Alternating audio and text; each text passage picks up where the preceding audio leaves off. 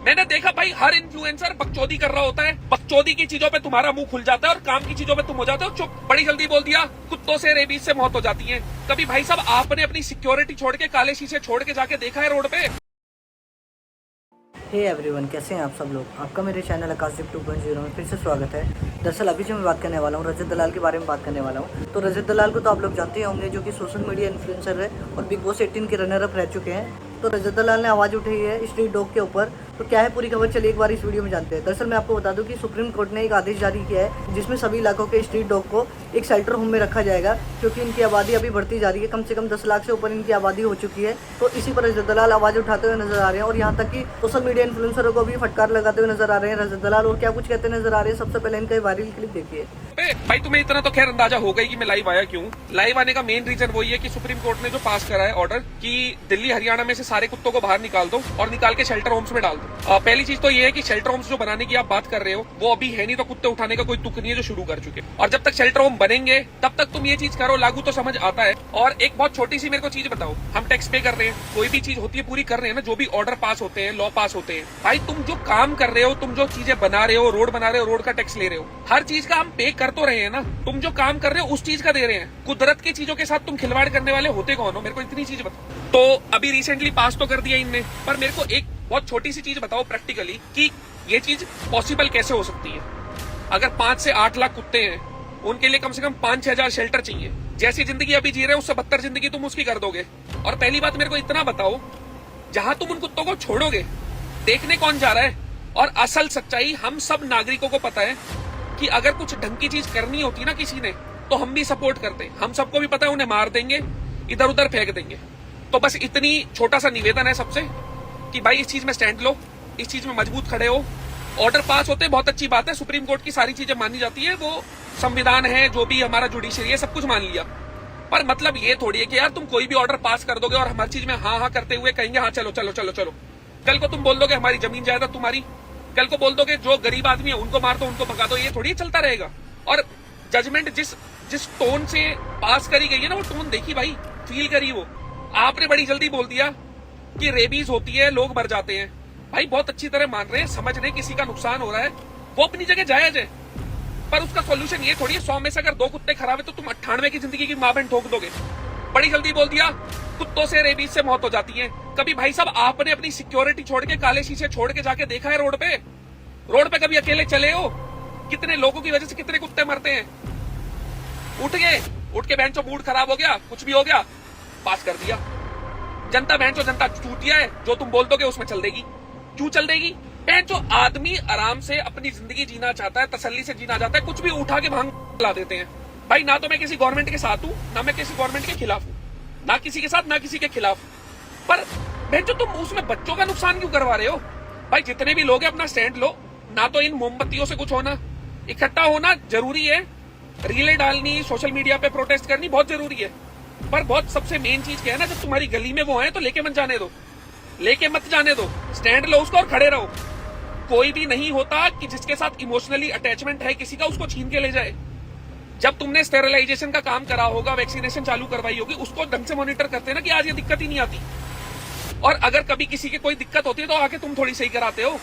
घर में पहली रोटी गाय की निकलती है, दूसरी कुत्ते की निकलती है, और आके ये हमें सिखा रहे हैं कि जो हमारे रीति रिवाज है, जो सब कुछ है, उसे छोड़ो। हमने ऑर्डर पास कर दिया, कुत्ते हम हटा देंगे। क्यों हटा दोगे भाई तुम? आज तुम यहाँ लागू करोगे, फिर किसी और स्टेट में चालू हो जाएगा, फिर कहीं और स्टेट में चालू हो जाएगा। तो भाई ये बैठे मत रहो, हर चीज में हाँ हाँ करनी छोड़ दो, स्टैंड लो, इकट्ठे हो, मजबूती के साथ 6-7 दिन खड़े हो गए ना, खुद पे खुद सॉल्यूशन निकलेगा। और भाई देखो, जो कुत्ते अगर नुकसान दे रहे हैं ना, 1% है, मानते हैं, बिल्कुल मानते हैं कि कहीं ना कहीं 1% है जिससे नुकसान हो रहा है, तो मिलके उसका सॉल्यूशन करते हैं ना, कुछ और अल्टरनेटिव निकालते हैं। तो एक बहुत छोटी सी चीज इतनी है भाई, इस पे खड़े रहो, स्टैंड लो।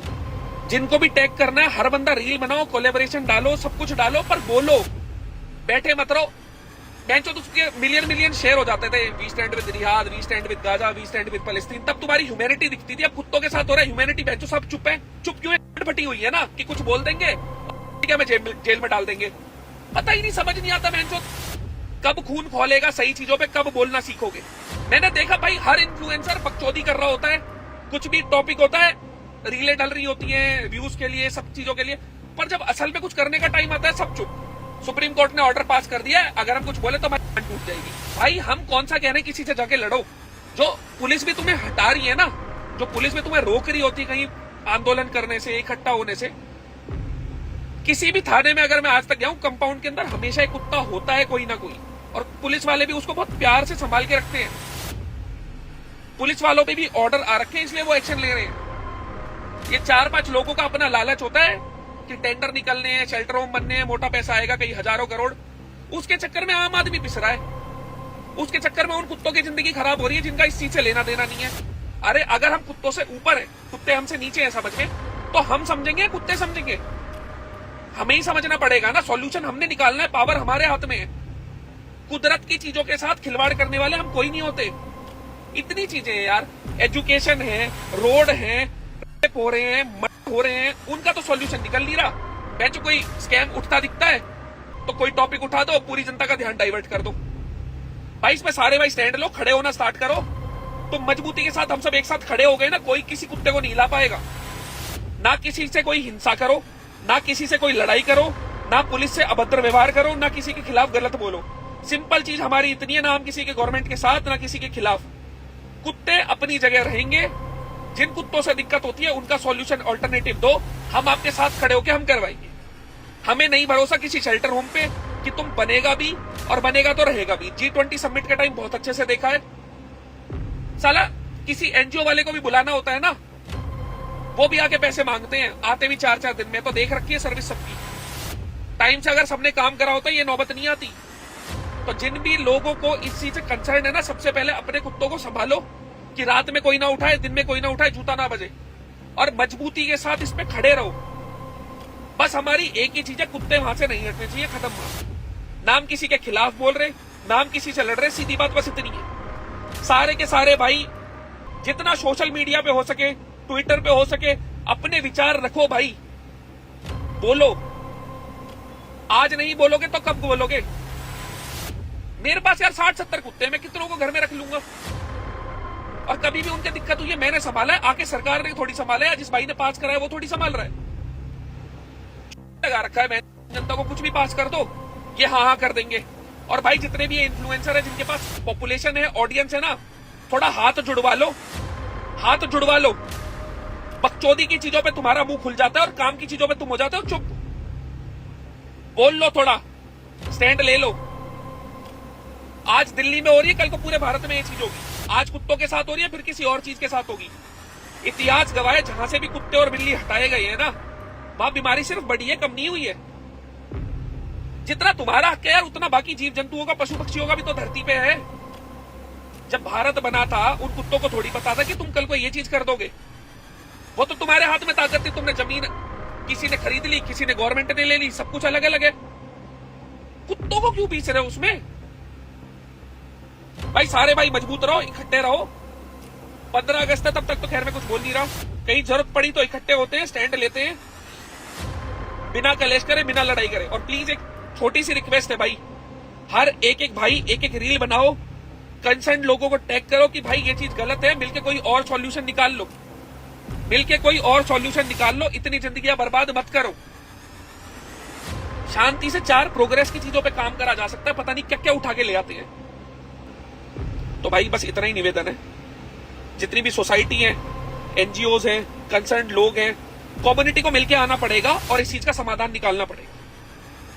प्लीज ऑल्टरनेटिव निकलवाओ, हर भाई रील बनाओ, स्पीक आउट करो भाई, प्लीज प्लीज निवेदन है छोटा आपसे। ख्याल रखो भाई साहब, इतना ही बहुत है आज के लिए। बाय, राम राम। तो गाइस, आप लोग क्या कहना चाहते हैं रजत दलाल के बारे में? क्या वो सही कर रहे हैं या गलत कर रहे हैं? कमेंट करके अपनी राय दें। मिलते हैं नेक्स्ट वीडियो में, टिल देन बाय बाय।